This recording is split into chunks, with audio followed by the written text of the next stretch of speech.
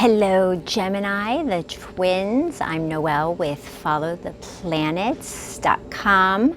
My webpage is a little funky right now. You can follow me on Facebook, Follow the Planets, or email me at pluto@followtheplanets.com. Let's get going. Your ruler, Mercury, goes retrograde about 3 times a year for about 3 weeks, and this little communicator messenger planet is going direct on November 3rd, and things are going to be tense with regard to the election. We're not going to get any real results for about a week later, so plan on that. When your ruler goes direct, things are a little murkier, more miscommunication goes on, and things are just not clear in how they are communicated. Communication is many things: speaking, writing, texting, emailing, blogging, nonverbal language as well, and it also includes short travel. So Mercury is going direct at 25 degrees Libra, fellow air sign. Okay, so that's a good thing. Things could, it's something that you want to create. And creation includes having children, true romance, entertainment, fun, and anything that's playful. And your mind has been on these areas and how to balance them in your life, how to have equal sharing in these areas, and that it's November 3rd, and the days around it are real murky. Communication could go wrong, so expect that, because you may not get the message across in what it is that you want to create, or with your true love or children. So plan on that. Now, it's not getting along with Saturn in Capricorn, so that has to do with your career. So communication in your career, and that has to do with big lump sums of money as well. Inheritances, stocks, retirement, mortgage, things like that.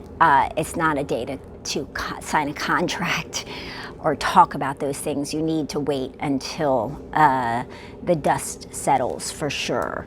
And then Gemini, your little guy, on the 20th of November moves into Scorpio. So now your mind now shifts to thoughts about your daily functioning, your daily routine, how you make a schedule. It has to do with health as well, and small pets. So your mind is going to be on that area, and because it's in Scorpio, you want to get investigative and go deep.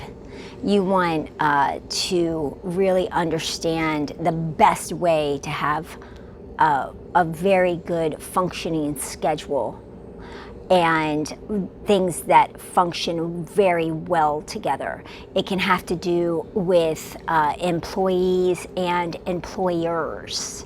So you could be really communicating with that as well, and go very emotionally deep within, and also your health. So you do want to really look into your health and how you can get healthier as well, and learn about that after the 20th. And then we have Mars on the 14th of the month going direct. So he's been sleeping for 2 months, and on the 14th he's going to wake up. It takes a little time for him to get going, but you may have been reviewing what groups you've been involved with. You could be really understanding what actions to take in social awareness and humanitarianism. And you may not really have been involved, but you've, like as a leader, but you kind of been more reviewing these areas and where you stand within them. It's also about anything that propels you into the future, including technology and science. How you take action after the 14th and after he gets moving a week later, you could really maybe take a leadership role in a group setting that involves humanitarianism. So that's something definitely to consider. That is where we're moving in the next 2.5 years with our government in a humanitarian way. So you could really get active with that, and that would work very well for you, Gemini. You're a communicator. You've got that down to perfection, and having a leadership role here would be work very well for you. And then we've got a new moon in Scorpio. And again, this, what you've been intellectualizing after the 20th, I know it's kind of, this new moon could jumpstart this intellectualism of how you think, how you function, learning more about your health and how to get organized. And there's that new beginning on the 15th of the month in this, so that could initiate this whole intellectual thoughts of really going deep and what's emotional. That's Scorpio, and getting investigative and learning about new health, your employees, employers, also how you function and what's going on in your schedule, health as well, and pets. You could be getting a new little pet on the 14th. That would be nice. On the 15th, I'm sorry. And then it's eclipse season. And now, Gemini, for the next 2 years, this is really about you. The eclipses have moved into your sign and your opposing sign, Sagittarius. This is the axis of education and learning.